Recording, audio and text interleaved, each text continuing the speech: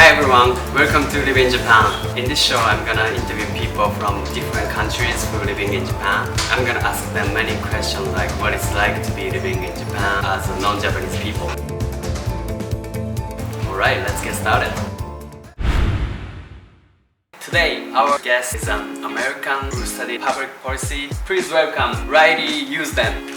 Hey, thank you so much for coming. Good to see you. You're welcome. Please All right, sit down. thank you. Before I ask you many questions, could you introduce yourself a little bit? Because I don't think many people know about you well. My name is Riley Eusden. I'm from Maine, the state of Maine in America.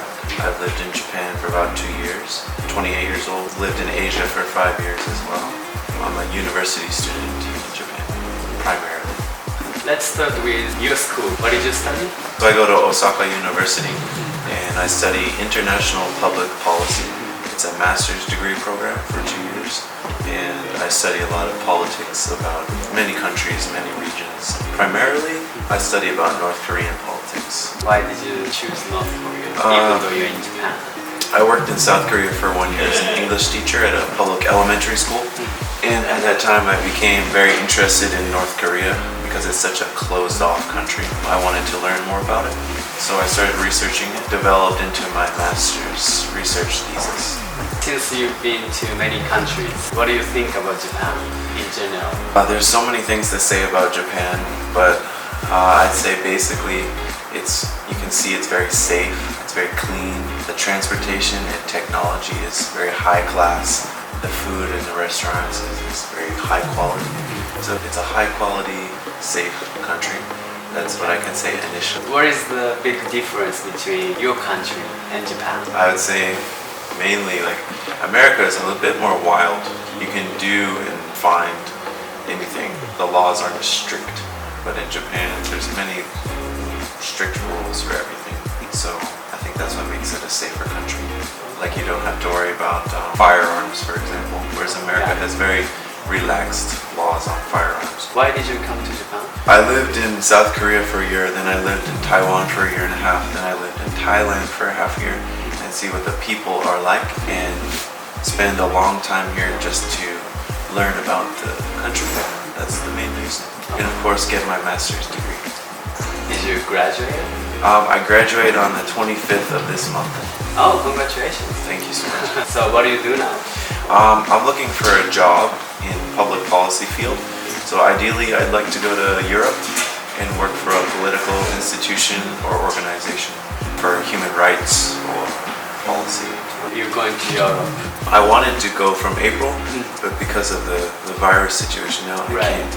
So actually I think I'm going to go to Okinawa to work in a guest house for a few months. Having a good day.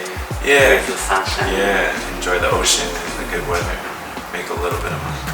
What do you think about Japanese people? At first, I didn't understand Japanese people at all because the thing about Japanese people, they're so polite and friendly and always smiling and having like a bright face, but I didn't know what they're really thinking. The thing with a Japanese person, their face and what's inside, it's not saying it's a bad thing, but sometimes I didn't know what they're really thinking.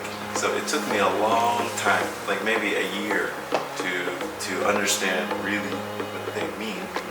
For example, they say they want to meet me and go drinking or have fun, but maybe it just never happens. We try to communicate a date, but it never happens. So my real friends in Japan, I know when they say something, they really mean it. But I really like Japanese people because they're always polite and helpful. If you're lost, if you need, you have a problem you want to fix, they'll really try hard to help you.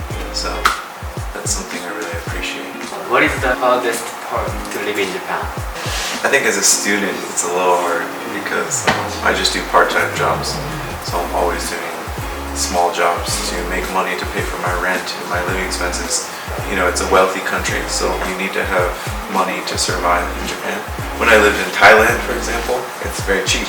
Taiwan too, very easy to save money. But in Japan, if you want to save money, you have to have a legitimate job, like a real structured job.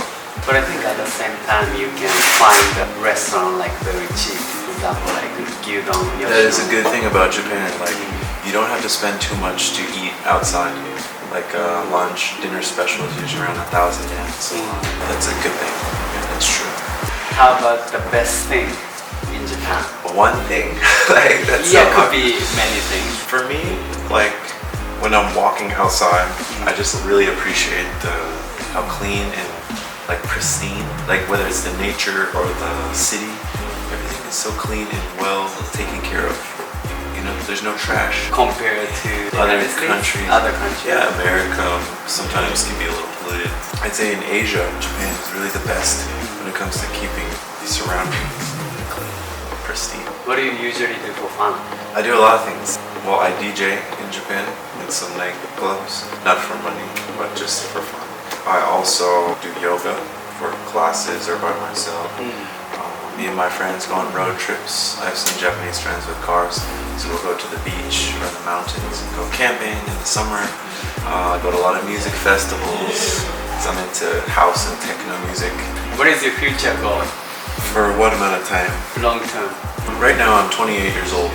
I want to go to Europe and live there for 2, 3, maybe 4 years, based out of Belgium or some country, so I can travel to all the countries very easily.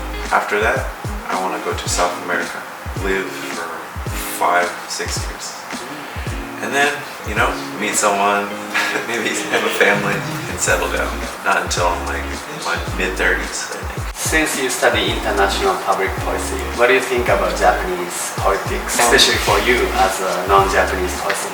I think there's benefits and there's downsides to it. Some of the benefits, it's a social system, so everyone has healthcare that's very affordable and covers you for all of your medical expenses. If you have like a serious surgery or something like that, it's going to be very affordable for you because of the social healthcare. Whereas in America, it's all private, so it can be really expensive, and a lot of people don't have good healthcare because they can't afford it. I would say some of the downsides of the political system, there's not as much freedom of speech. Like in America, if you don't agree with a political point, you can protest.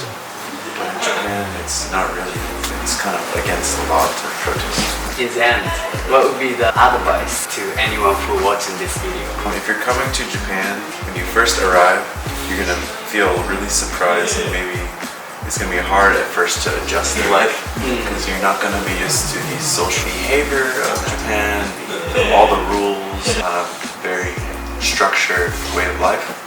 But after about 6 months, everything's gonna get easier. So I think if you're serious about living in Japan, you should spend a long time here because 1 year is too short to understand how people live. So I really recommend spending at least 2 or 3 years. It's gonna be great. Well, thank you so much for coming. It was very nice talking to you.